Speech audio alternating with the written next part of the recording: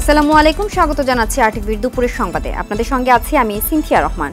সাবেক প্রধানমন্ত্রী শেখ হাসিনার বিরুদ্ধে গ্রেফতারি পরোয়ানা জারি করেছে ইন্টারপোল। সকালে নিজ কার্যালয়ে সাংবাদিকদের এমনটাই জানিয়েছেন আন্তর্জাতিক অপরাধ ট্রাইব্যুনালের চিফ প্রসিকিউটর তাজুল ইসলাম। তিনি বলেন, 12 নভেম্বর মানবতা বিরোধী অপরাধের অভিযোগে সাবেক প্রধানমন্ত্রী শেখ হাসিনাকে গ্রেফতারের জন্য রেড অ্যালার্ট নোটিশ চেয়ে ইন্টারপোলকে চিঠি দিয়েছে আন্তর্জাতিক অপরাধ ট্রাইব্যুনাল। শেখ হাসিনা ছাড়াও আওয়ামী লীগের অধিকাংশ নেতাদের দেশে ফিরিয়ে আনতে এই রেড নোটিশ জারি করা হয়।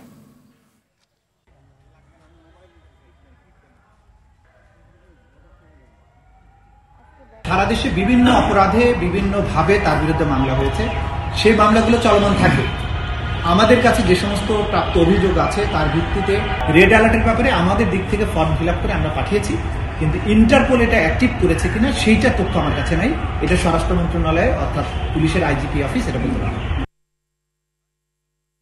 যুক্তরাষ্ট্র লন্ডনে $30 কোটি পাচারের অভিযোগে সাবেক প্রধানমন্ত্রী শেখ হাসিনা ও তার ছেলে সজীব ওয়াজেদ জয়ের বিরুদ্ধে অনুসন্ধান শুরু করেছে দুর্নীতি দমন কমিশন।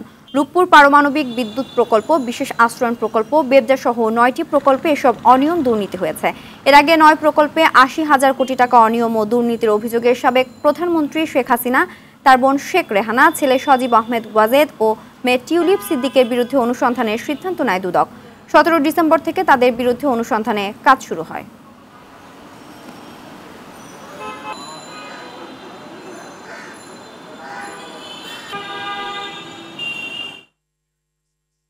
ঘন কুয়াশার কারণে মুন্সিগঞ্জে একাধিক সড়ক দুর্ঘটনা ঘটেছে। এতে ঢাকা মাওয়া এক্সপ্রেসওয়েতে এক প্রাইভেট কার চালকের মৃত্যু হয়েছে। অন্যদিকে কুয়াশার কারণে শনিবার মাঝরাতে মেঘনা নদীতে ঢাকা বরিশাল নৌরুটে 2টি লঞ্চের সংঘর্ষের ঘটনা ঘটে। পাটুরিয়া, দৌলতদিয়া ও আরিচা কাজিরহাট নৌরুটেও বন্ধ রাখা হয় ফেরি চলাচল। এছাড়া উত্তরাঞ্চলের বিভিন্ন জেলায় জেঁকে বসা তীব্র শীতে চরম দুর্ভোগে নিম্ন আয়ের খেটে খাওয়া মানুষ। প্রতিনিধিদের তথ্যচিত্রে সৈয়দা সামিয়া তামান্নার রিপোর্ট। ঘন কুয়াশার কারণে শনিবার মাঝরাত ও ভোরে দেশের বিভিন্ন জেলায় সড়কে ও নৌপথে বেশ কয়েকটি দুর্ঘটনা ঘটেছে।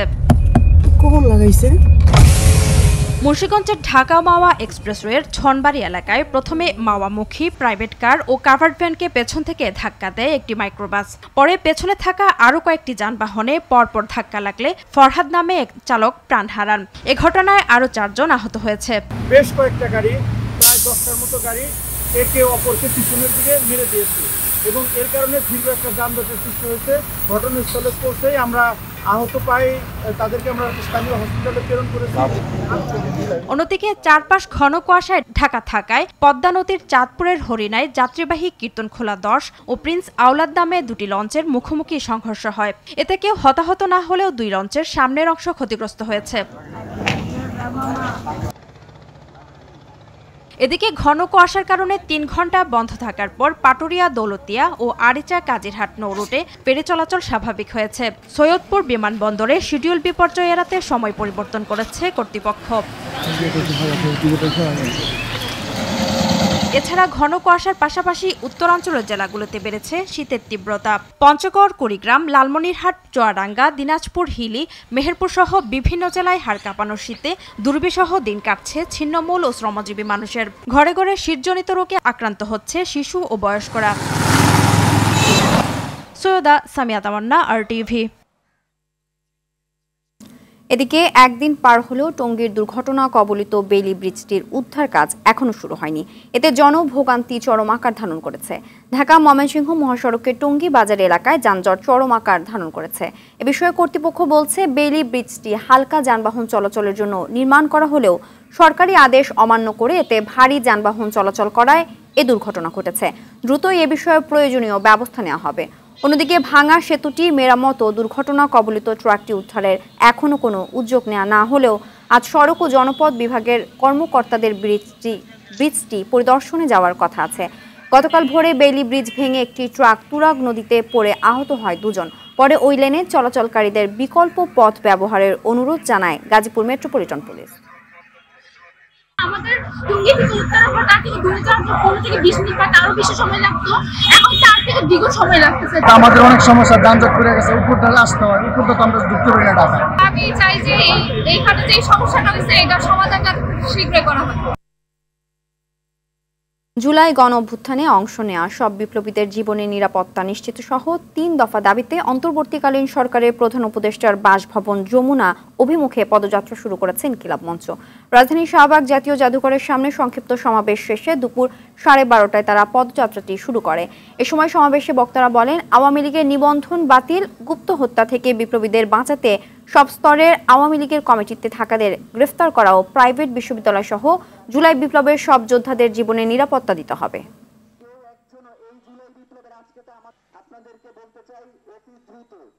জুলাই আন্দোলনের নেতৃত্ব দানকারী ছাত্রদেরকে প্রকাশ্য দিবালোকে কুপিয়ে কুপিয়ে রাস্তার পাশে ফেলে দেওয়া হচ্ছে। আমরা বর্তমান সরকারের পক্ষ থেকে দৃশ্যমান কোনো পদক্ষেপ গ্রহণ করতে তাদেরকে দেখছি না। দর্শক, এই মুহূর্তে কাকরাইল মোড়ে রয়েছেন সহকর্মী সাকিবুর রহমান, সরাসরি যুক্ত হচ্ছেন তিনি। সাকিব, ইনকিলাব মঞ্চের অনশন শুরু হয়েছে কিনা, সে সাথে তাদের কর্মসূচির বিষয়ে বিস্তারিত জানাবেন।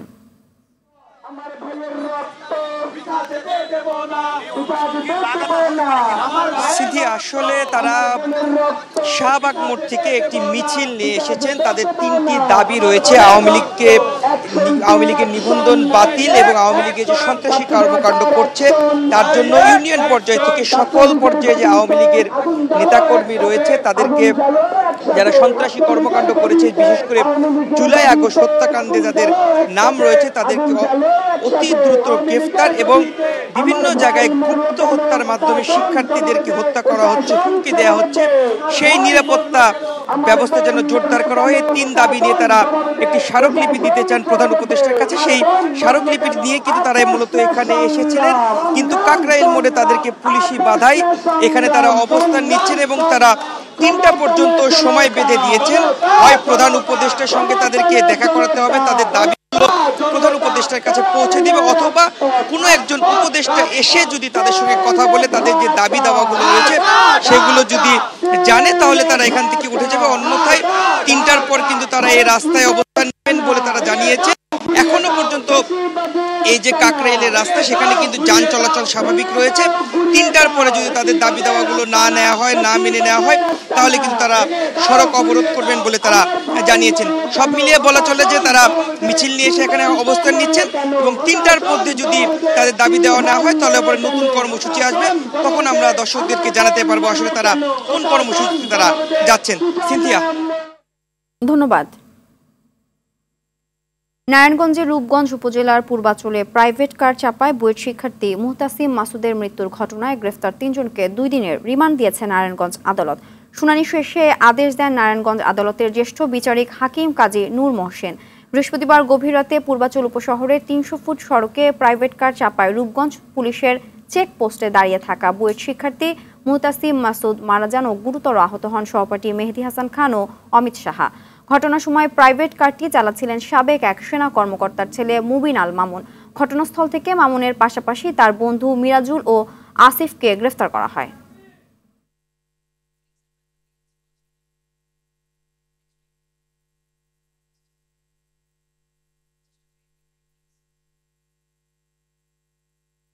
বাজারে চালের দাম বৃদ্ধিতে টালমাটাল অবস্থা ভোক্তাদের। দেশের বড় চালের মিল এলাকা নওগাঁর মিলে দাম বেড়েছে সব ধরনের চালের, প্রকারভেদে 10 টাকা পর্যন্ত বেড়েছে কেজিতে। মিলাররা আমন ধানের উৎপাদন কম হওয়ার অজুহাত দিলেও তারাই বলছেন বাজার মনিটরিং এর কথা।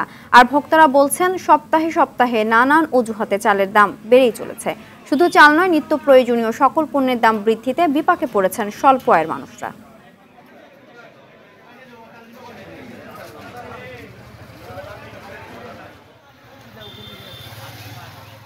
সব থেকে দাম বাড়িছে সাম্পা কাটারি, ছিল আপনার 72-73 টাকা, এখন বেড়ে দাঁড়াচ্ছে 80 টাকা। আমাদের নিত্যপণ্য যেটা, এটা আমার সহনীয় পর্যায়ে থাকে। নিম্ন মধ্যবিত্ত যারা সংসার তাদের জন্য খুবই কষ্টকর। দাম কম হলে একটু ভালো হতো আমাদের জন্য, আর কি মানে গরিব মানুষের জন্য। তাহলে ক্রয় ক্ষমতার বাইরে চলে যাচ্ছে, আমাদের পয়সা করি বেশি লেগে যাচ্ছে আমাদের। আমরা চাচ্ছি সবাই যে চালের দামটা কমুক। রোহিঙ্গাদের মিয়ানমারে ফেরাতে বঙ্গোপসাগরীয় সংযুক্ত দেশগুলোর সাথে পারিপার্শ্বিক ভূ-রাজনৈতিক সম্পর্ক ভূমিকা রাখবে বলে জানিয়েছেন পররাষ্ট্র উপদেষ্টা মোহাম্মদ তৌহিদ হোসেন। সকালে রাজধানীর BIISS অডিটোরিয়ামে বঙ্গোপসাগরের সাথে পুনঃসংযোগ স্থাপন ও অভিন্ন স্বার্থ খোঁজ শীর্ষক সেমিনারে তিনি একথা জানান। পররাষ্ট্র উপদেষ্টা বলেন, বাংলাদেশ সরকার রোহিঙ্গা প্রত্যাবর্তন নিয়ে কাজ করে যাচ্ছে। এছাড়া বাংলাদেশের অর্থনৈতিক উন্নয়নে জাপান ভূমিকা রাখবে বলে জানান তিনি। সেমিনারে বাংলাদেশে নিযুক্ত জাপানের রাষ্ট্রদূত ইয়াও আমা কিমোনোরি সহ অন্যান্যরা উপস্থিত ছিলেন।